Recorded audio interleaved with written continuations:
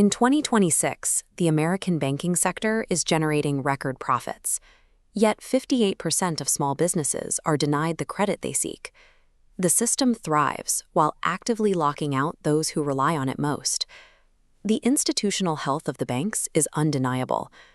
Data from the FDIC, the Federal Deposit Insurance Corporation, which regulates and insures U.S. banks, shows that institutions posted a massive $295.6 billion in net income for 2025, alongside highly profitable net interest margins. Economists call this state a restrictive equilibrium. The money is there, and overall commercial loan volume is actually growing at nearly 6%. But that capital is structurally failing to cross the last mile to reach everyday small employers. This 3D map illustrates the physical geography of this credit freeze.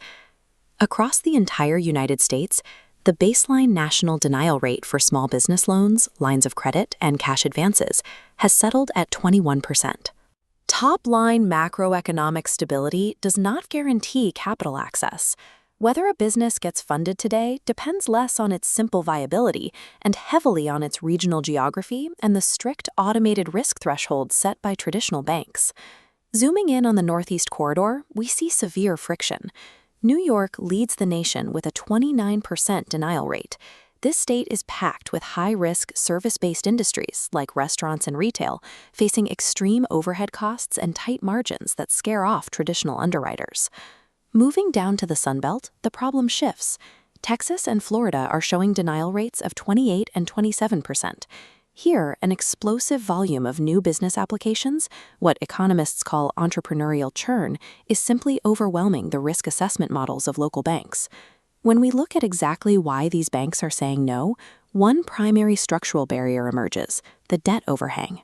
41% of denied firms cite their existing debt as the main reason for rejection. Years after the pandemic, government relief loans are still dragging down the debt-to-income ratios of thousands of companies. The secondary hurdle is a strict cutoff for credit scores. Banks are heavily enforcing a hard floor of a 680 FICO score, the standard metric used to gauge consumer credit risk. This disproportionately punishes younger entrepreneurs and startups with thin files, meaning they haven't been operating long enough to build a robust credit history. Traditional lenders are actively stripping risk from their portfolios. If a borrower carries pandemic-era baggage or operates in a high-density, high-cost geography, those factors will dictate their creditworthiness far more than their current business drive or future potential. This area chart illustrates a massive migration in the capital markets. Fintech companies and non-bank lenders have surged from a 25% market share in 2018 to capturing 42% of all small business financing by 2026. They're achieving this growth through artificial intelligence. Instead of demanding months of outdated tax returns, alternative lenders use AI-driven underwriting to analyze a business's real-time cash flow and digital transaction data, allowing them to instantly assess risk. The main advantage here is speed to lead. While a traditional bank loan requires weeks or even months of processing, these alternative lenders can disperse capital in anywhere from 4 to 48 hours. But there is a satisfaction paradox attached to this speed. Barely 30% of borrowers report high satisfaction with these online lenders. The capital is fast, but it comes with unexpectedly steep borrowing costs and highly aggressive repayment terms. For business owners trapped in the high-density banking red zones, this is a calculated trade-off.